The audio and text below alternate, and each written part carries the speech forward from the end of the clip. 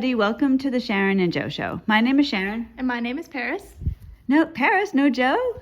I am Joe's substitute today. Well, thank you for filling in. You guys, Paris is filling in for Joe today. She's playing the Joe role. Joe is sick. He's been sick for several days. So if you could just please say a prayer for him. Everybody in the house got sick except me somehow. So I'm probably going to get sick in a day or two. But Joe is really not feeling well. So Paris has offered to sit in for Joe.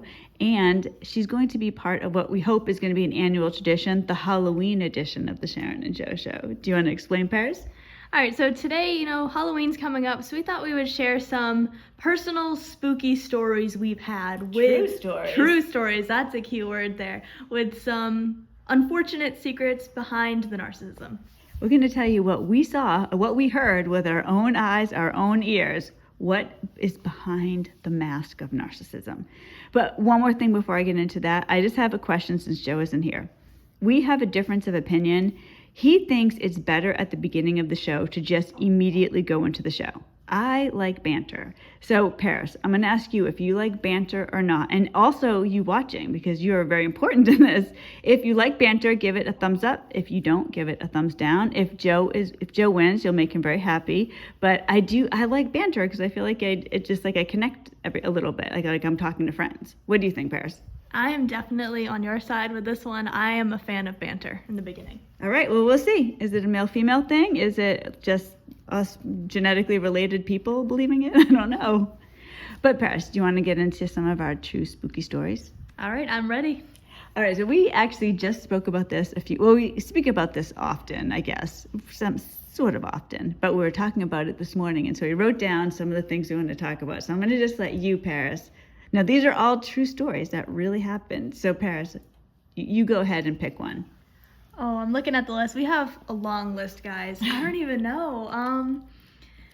Maybe the intimidating incident we're talking about, because I think that was the first one we were talking about this morning. All right, Paris, intimidate us away.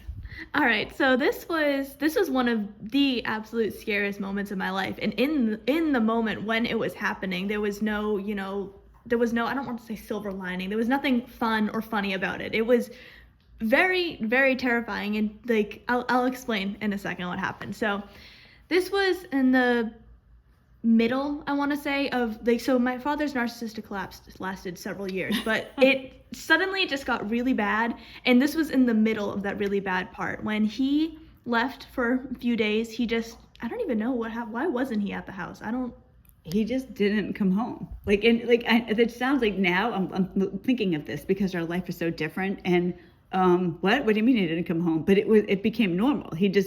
And at the end, the last probably 2 years of my entanglement with him, he was really giving me pretty much nonstop silent treatment. So most of the time we weren't talking anyway. So it wasn't like he was coming home, eating dinner with us and having a nice evening. He was coming home, saying nothing, going down to his basement and drinking. So for him not to come home, it was almost a relief to a degree. So yeah, I don't know. He just stopped coming home. So it just ended up, I don't know, it became normal. Now it sounds crazy, but that's what happened.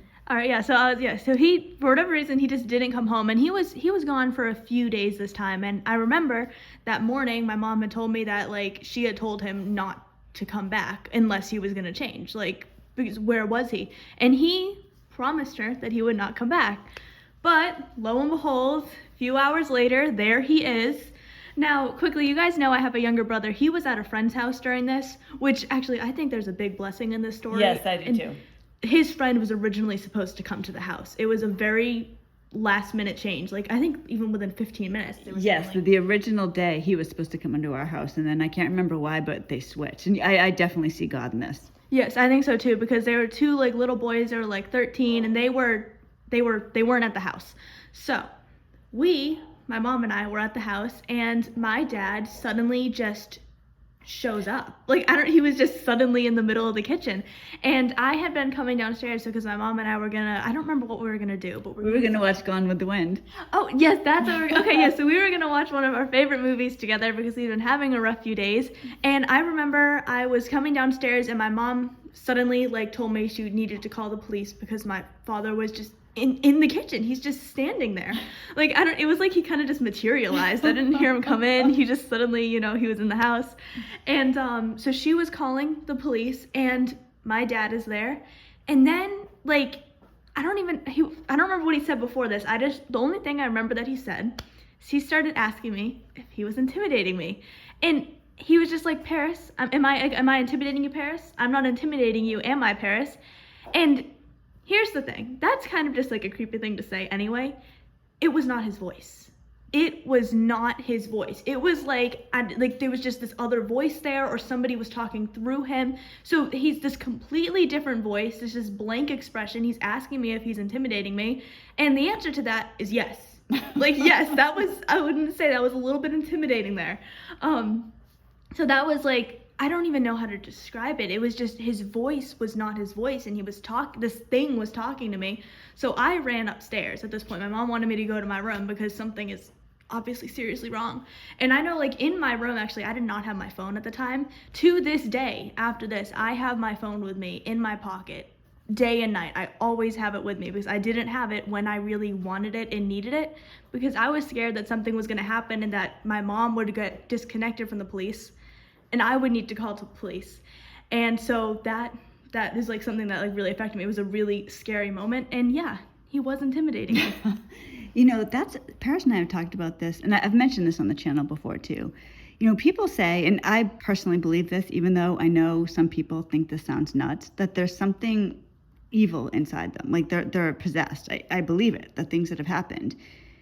When Paris says that it was a different voice, I've really thought about this. I've talked to Joe about it. I've talked to Paris and I have talked about it.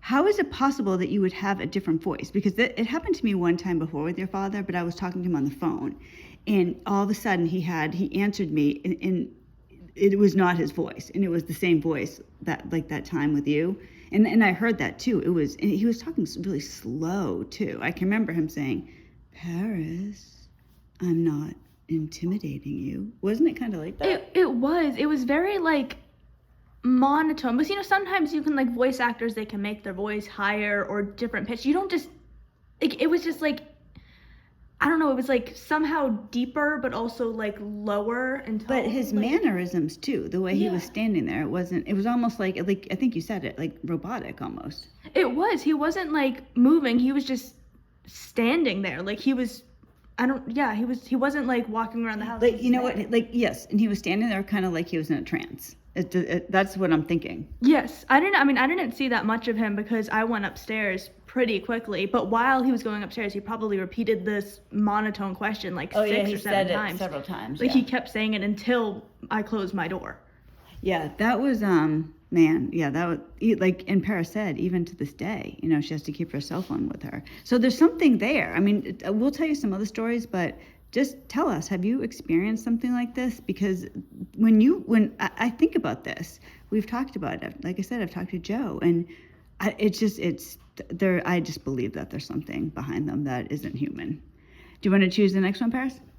I'm curious about the story that you have that I haven't heard. I'm a bit curious about that one. Did you want to save that for later? No, we can do it now. This is on our list. It's Joe's brother's story.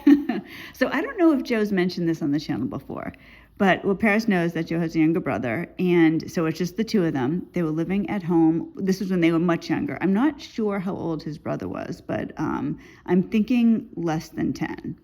And now Joe's mentioned before that his mother was an alcoholic and also a narcissist. So she would go into these rages when she was drinking. And at one point, Joe was sitting at the table, and his little brother came running into the kitchen, screaming that he saw demons. He saw something really bad, and he was screaming, he was shaking and crying, and his mother was chasing him down the hall. He said, so Joe didn't, I don't know what Joe did at that moment. He probably tried to comfort his brother, but later he talked to his brother, and he's spoken to his brother since then, like when they're adults. He said that he saw demons chasing their mother. Like, it was behind the mother. He saw real demons. This little boy, that's what he saw, and he was screaming and freaking out. But to this day, he'll tell you that that's what he saw. Oh, that is not what I expected you to say. That is creepy. Like, I have like, oh my God, that is horrible. Well, you know, speaking of that, should I tell the figure in the garage story? Oh yeah, I think that's a good one. All right, I saw something. So when we lived in New Hampshire, you could go in and out the front door, but we had the type of house where everybody went in and out of the garage, and the driveway was right there connected to the street. So when I'm turning the corner, I would have a full view of anybody leaving the garage or being in the nearby vicinity. So one day, this was when my ex was still living at the house, I was in the backyard, and so I was coming around the side to go into the garage, and I saw a man in the garage. Now, the garage light was off, but it was like, so when I say the person, it was like almost like they were like, I call it like a shadow figure now. It was like in shadow. It was like dark. I just saw this like man. I knew it was a man, and it was very dark. I thought I knew it was my ex. Like I knew it was him. So I come around the corner and I yelled out his name, and he didn't reply. Now I know I saw something in there. It didn't leave, nothing left because of where I was. So I'm looking all around the garage thinking that, no, this is not something I actually typically do, but I was like, is he like hiding from me? Is he goofing around? Is he going to yell, jump out and yell boo or something? I'm looking all over for him. I was so confused. Like, what the heck? So I go and I look for him, and he was all the way upstairs, like in his, like at his desk area. He wouldn't have been able to run so quickly up to his desk by the time I had come in the garage. So I don't know, like, but there was something there. There was something there. I saw a figure. It was moving. It was a man, and my ex wasn't in that general area. Nobody else was in that area. So that was another spooky story that we had. That is like, I wonder if it was like, if that's the thing that was talking to us. Yeah, I know. Is that what it was? Well, Derek Prince refers to demons as persons without bodies. So they need a body to inhabit so that they can do their particular vice, right? Like if you're like an alcoholic, if you believe in this, like there is this theory that there's individual demons. So there'll be like a demon of alcoholism, a demon of like thievery, or whatever it is, like whatever bad thing, whatever sin it is, that will be a specific demon. So if that was true, and we know he at least had the demon of alcoholism, that has to go inside his body. But I don't know. Does it go in and out? Like I don't know. But these are things that happened over and over. Yeah, I don't even know what to say to that. It's like this thing inside of this like a husk, like it's just with the stuff inside of it. God, Paris says it all the time. It's a husk. It sounds so funny, but yeah, I don't know. Like, what do you guys think? I mean, I like to have these conversations because only people who have experienced narcissism can understand what I'm saying. I mean, imagine me telling other people this, like they would think we were nuts. Oh, they would be like, stay away from these people. Like there's something wrong with them. Exactly. Yes. All right, Paris, why don't you go ahead and choose another spooky secret behind narcissism? I'm trying to think. There's I don't know, do we want to talk about this one here? On the list? Okay. On the list? Yeah, all right, we'll do that. All right, so we're going to talk, this is called free stuff. Paris can tell you about free stuff. And then I want to do my son in the schoolroom. Yes. That'll be a good one. Okay, so Paris, go ahead and tell us about free stuff. All right, so I don't even know how this started. Like, do you know how this started? I just remember doing it. So this would have been... You know what, I just need to interrupt you for a second. After you tell the free stuff story, we have to tell Joe's opinion of this. Okay. Yes. So that's okay. So I'll give you guys, I guess, like kind of like the background to it, and then you can tell like what Joe thinks of this story, because he's heard it before. I don't know how to describe this without just sounding like what the heck. My dad used to take my brother and I driving around neighboring towns looking for free stuff on the side of the road. Sorry, I'm like trying not to laugh while I'm talking. Me too. It's so like bizarre. Like what? Like we would be like, oh, do you guys want to go look for free stuff? Like literally, he would ask us this, and we used to be excited to do this because this was like the only thing we did with him. I think is the thing. It's not. He never took us anywhere.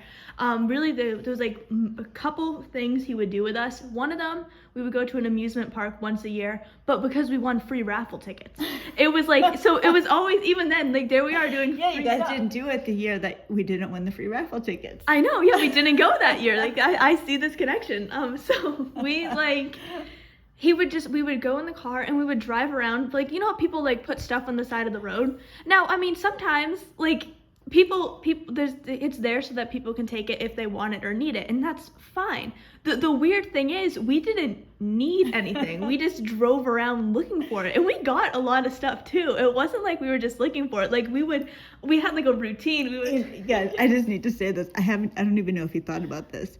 So when we moved out where we are now, we took as much from the house as we could, but that basement was jam-packed with his free stuff. So while he's trying to get this house ready to sell, he's gonna have to deal with all the free stuff he got. Oh, that's true. There was so much stuff. We got like a foosball table, like a small one. Like we got like a foosball table. We got desks. We got Aquarium. Aquarium. Like we got tanks. We got so much free stuff. Like big, obnoxious free stuff. Yes, and we would just strap it to the roof of the car, and it would be like exciting. Like, but I think that was the only thing he did with us. So for us to have like a moment where he's not in a bad mood and he's like doing stuff with us, like, yeah. All right, guys, I'm going to talk to you. I know Paris knows this already, but this is what Joe thinks of this. So, sometimes Joe will say these things and it's just so obvious. Like, God, why didn't I think of that? He's like, Sharon, are you serious? You don't know what's going on? And I'm like, no, what? What was it? Well, he was probably drunk driving around looking for free stuff. And then he would just load the kids in the car. And that's like him being a dad. I think that probably is what it is. I mean, because in some ways, like when I think about it now, he was in a different mood. It was like he was probably like I don't know. He was happy. He was like, the adrenaline was pumping. I'm getting some free stuff. Yeah, exactly. Like he would like this was I guess so he got drunk and then he'd be like, let's go bond with the kids for a bit. Yes, exactly. Speaking of his drinking stories, did you want to talk about learning to drive? Oh. Then we'll tell them my son and the schoolroom story. Oh my gosh. Okay, so in New Hampshire, the way it works is when you're 15 and a half, you can drive on the roads. Don't need a permit, don't need anything. You just need somebody over 25. Preferably a guardian, but like I think like if you're over 25, you can basically teach somebody to drive in New Hampshire.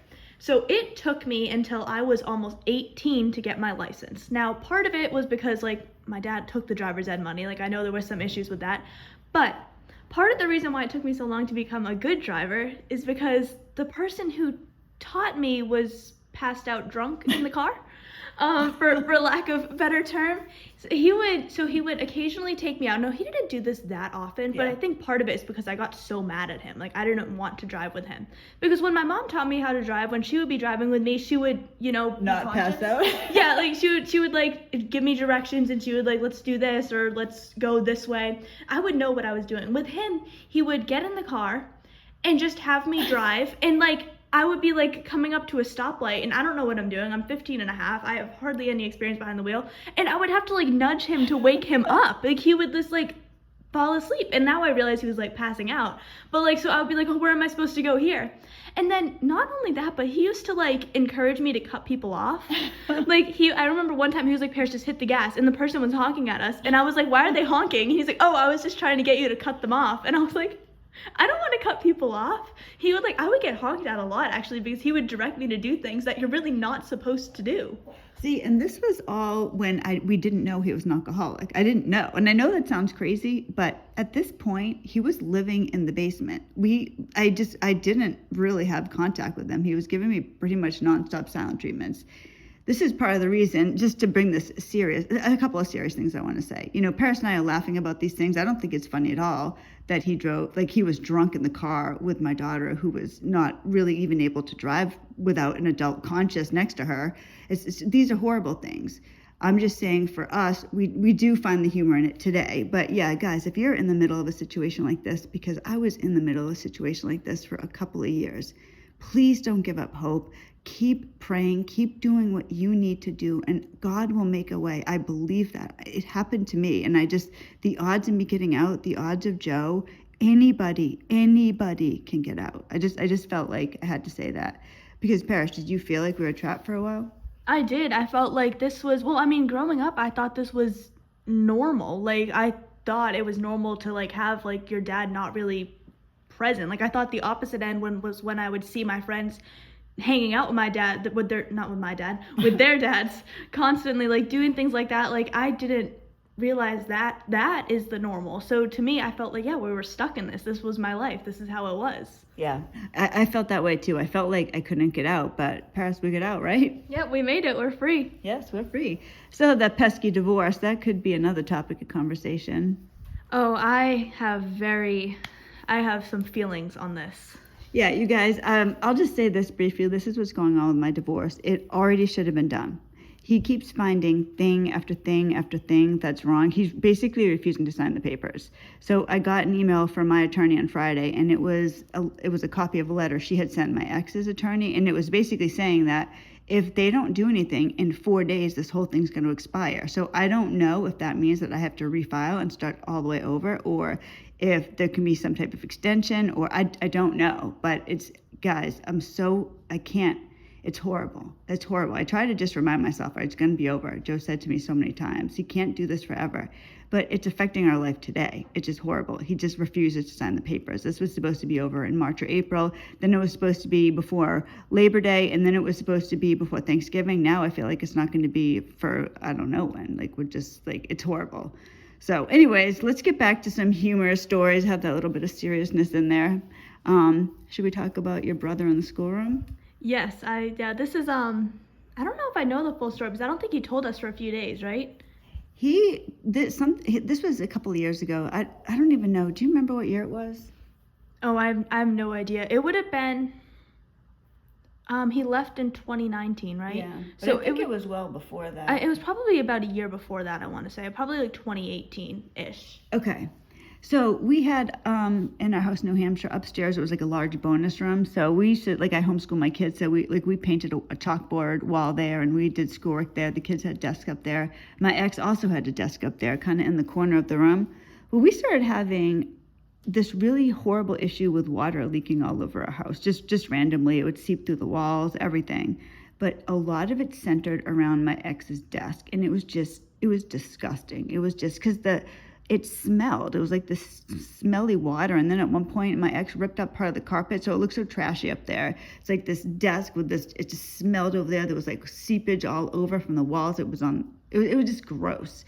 And my son was sitting at that desk. Paris, do you want to verify how gross it was? It was nasty. Like, I remember there was a period where we thought, like, well, the animals were just going to the bathroom up there. But there was so much of it. There is no feasible way for it to be like that. So I don't even know how to describe it. Like, it was There so were like gross. orange stains on the ground. Yes. Like, it was gross. nasty. Like, I remember we'd be embarrassed when people would come over because Oh yeah, I'd put like blankets down. yes, to cover it, because we're like, what is going on? It was nasty. And it was only around his desk. It wasn't anywhere else in that room. So my son was sitting there. We had a TV in there. So he's sitting at the desk. And on the desk, I can't remember now if it was a stapler or a paper. What was it? It was a mug with a Bichon Frise on it with pens inside. Oh, okay. It was like the little oh, ceramic yeah, mug yeah. thing. Okay. Yeah. So it was a little pen holder. And it was close to the edge of the desk. So my son pushed it back. And, he's watching TV, so he's kind of doing this out of the corner of his eye. And then it was back where it was. So he was like, what the heck? So this time, he pushes it back, or he's trying to push it back, and he's watching it the whole time. There was resistance on the other side. He couldn't push it. Like, he said it was like somebody else was pushing something. So he could not move. Like, he did not have the strength to move that pencil holder. Yeah, it was this little mug. Like, it was not even a pound. But it just it moved back, and then how? What do you even say? There's some like force stopping it from moving. Yes, and I want to say something, because I would think this immediately if I didn't know this person. So if you don't know me, you're going to be thinking, oh, please, your son's probably just saying that.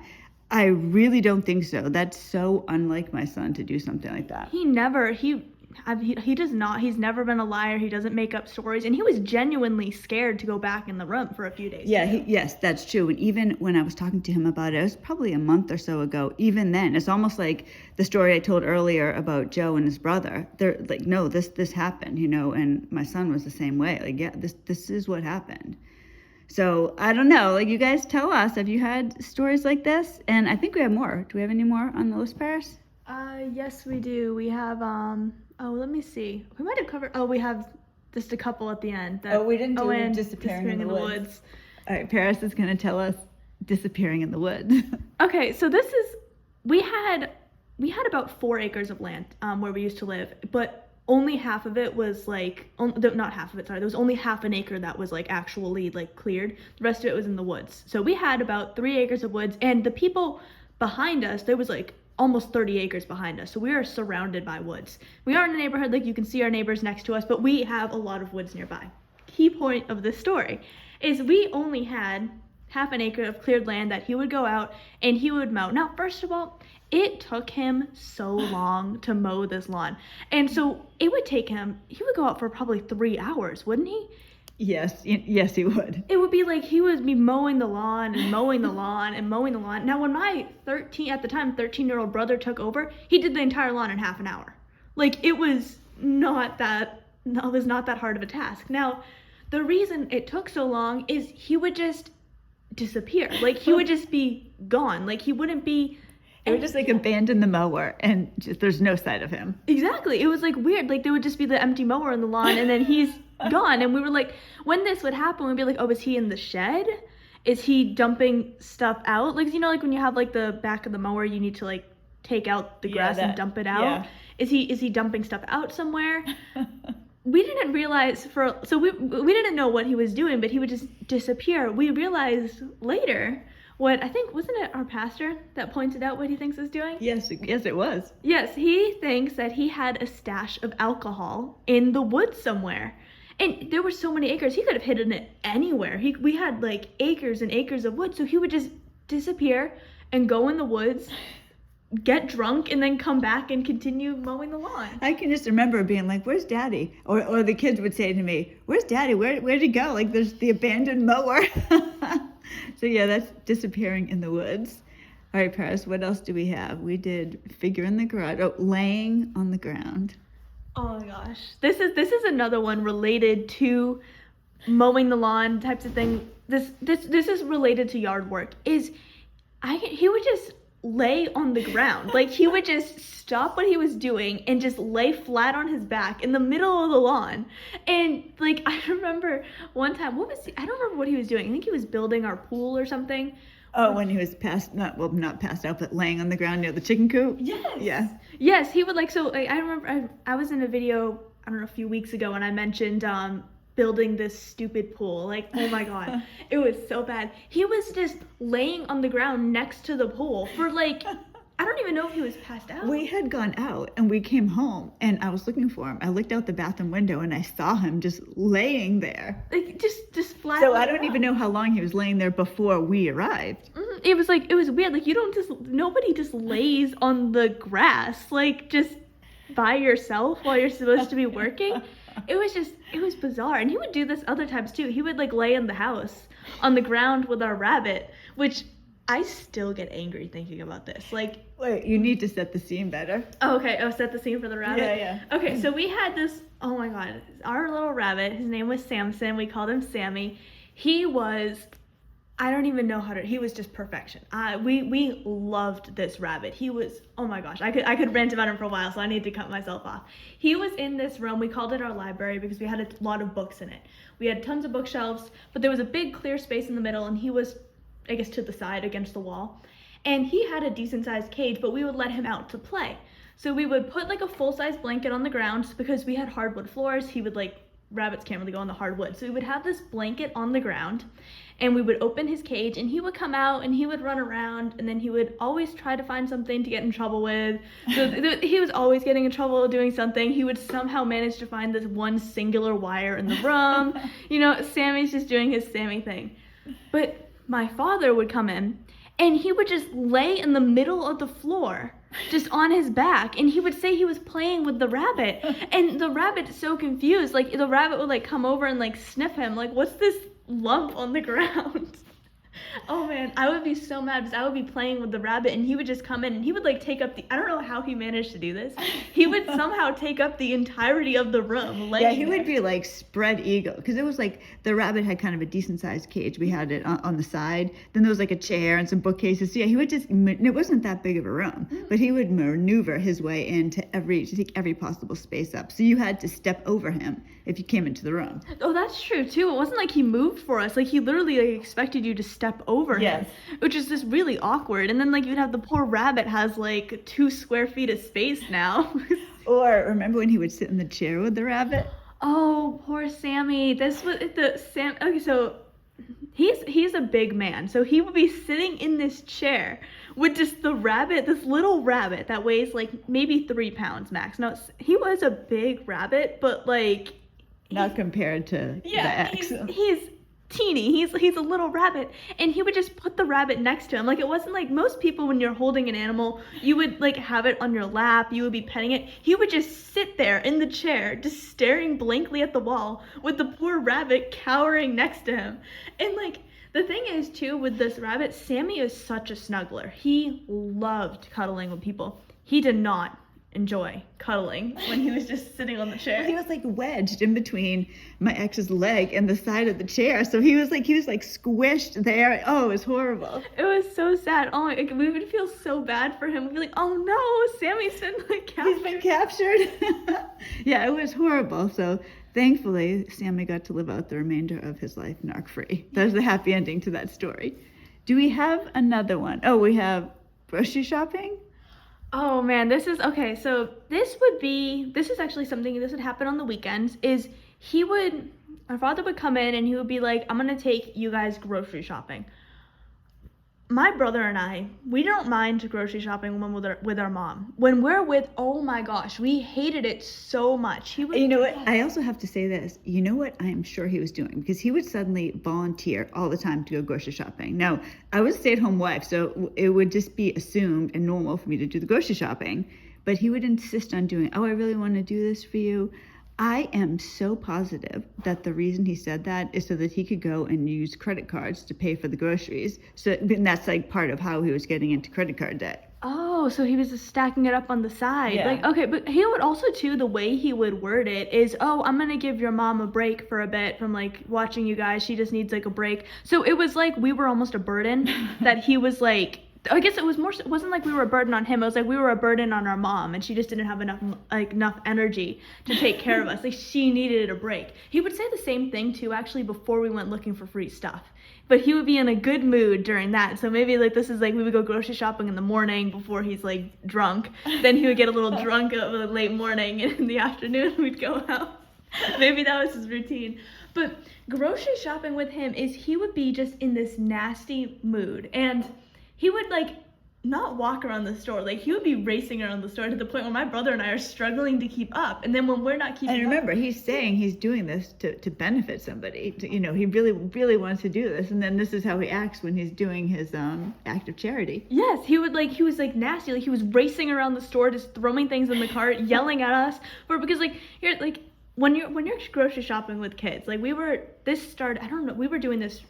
And Massachusetts. Yeah, this was like something that happened for a while. When you're shopping with 2 kids, that they're gonna goof off a little bit. And yeah, sometimes I'm sure we actually were like crossing some lines, but not to the point where like the minute like one of us giggles, it's just immediate like, you guys need to start behaving, blah blah blah blah blah. Like, we hated it so much. Now, actually, I don't know if I can share this story, so I'm gonna try to like weave it in. Do you remember what ultimately led to the stopping of the grocery shopping? No, I don't. The hole in the wall? Do you remember that?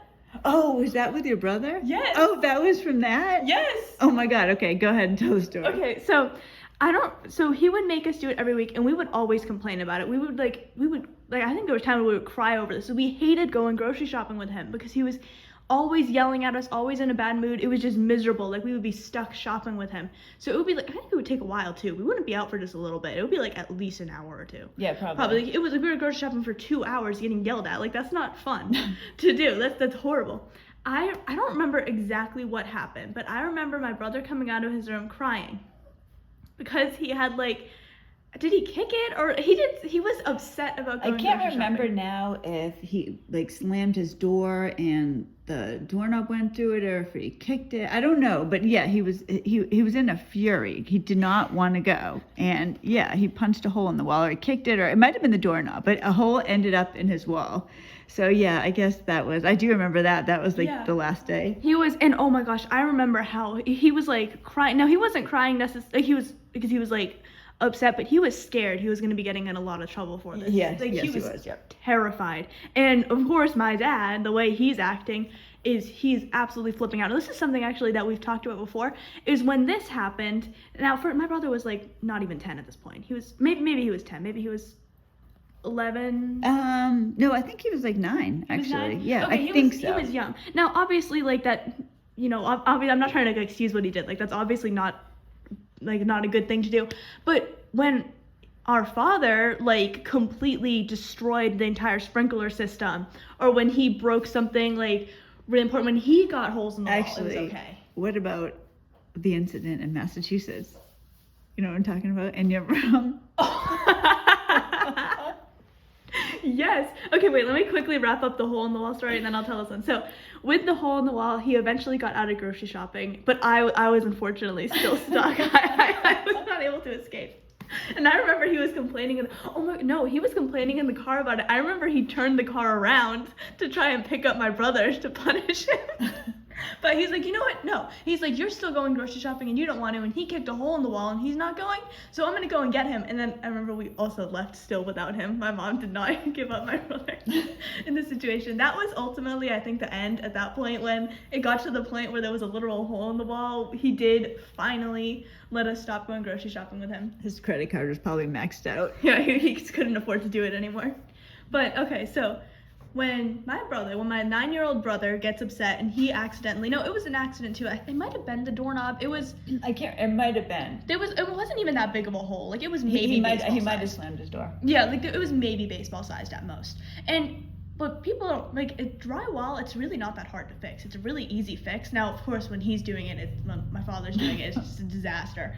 But like, it's really not that hard to fix that type of thing. Obviously, not preferable. Now, what is hard to do is when you are a month away from moving. This is what's going on. We moved from Massachusetts to New Hampshire when I was like 12. Yeah. I want to say. So our father was in the garage, not in the garage. Sorry, he was in the attic walking around, and he comes outside and he had fallen through the ceiling. Now, unfortunately, he didn't fall like all the way through. Like that would have been great. It's so funny. At the time, this is when we still kind of, had feelings for him. So we felt bad, but he his entire leg went through the ceiling, and there was it was in my room. There was this giant hole in the ceiling. Like it was a oddly rectangular too. It was like maybe like the width was like a foot and then the length was like 2 feet. Like it was not a small hole. He fell through the ceiling into my room. My entire room was coated with dust, and it was just like he was like laughing about it. Like he thought it was funny too. Like that's the thing. Like we're laughing, but this was a story he thought was funny. So when we're a month away from moving, it looked horrible. Like his fix job looked so. Oh, he is not a home repair type of person. It looked so. And I mean, obviously, when you have like a hole that big in the ceiling, it's kind of hard to make it like blend in. Like I will say that, but like it was like this like lumpy thing on the ceiling. Like it looked horrible in my room. So that was the remainder of my room. Like we had already sold the house, so basically we damaged the house afterwards, and he fixed it. And he's laughing about this. He thinks it's funny. Like it's not a big deal too. And he also, I don't think he ever like apologized to me either. Like he kind of destroyed my room a bit. My rat, I had a pet rat at the time. She had like a rash after this because of all the dust and stuff in the room, and he's just laughing about it, thinking it's funny. Yeah, well, do you think he would think it was funny if you or your brother or I did that? Oh my gosh, I would be like actually terrified. Like if I'm up in the I slip through and like one singular toe goes through, he would go off. I think it would be like instant tears. It would be like terrifying. That would be, oh man. So luckily it was just him. Yeah. So wait, now I can't remember. Was there one more story? I thought there was something we were going to tell after this now, or did we? I can't even remember. I thought it was like an offshoot from a story that we had. I don't know. If I think of it later, I'll have Paris on to talk about the missing story, the missing secret. But Paris, thank you so much, and thank you for listening. I know this is a very long video, so if you made it to the end, thank you so much. I will see you guys on Wednesday. It's possible Joe will be with me on Wednesday, but we'll see how he's doing. But in the meantime, I hope you guys have a great week, and I will see you soon. Bye, everybody. Bye, everybody.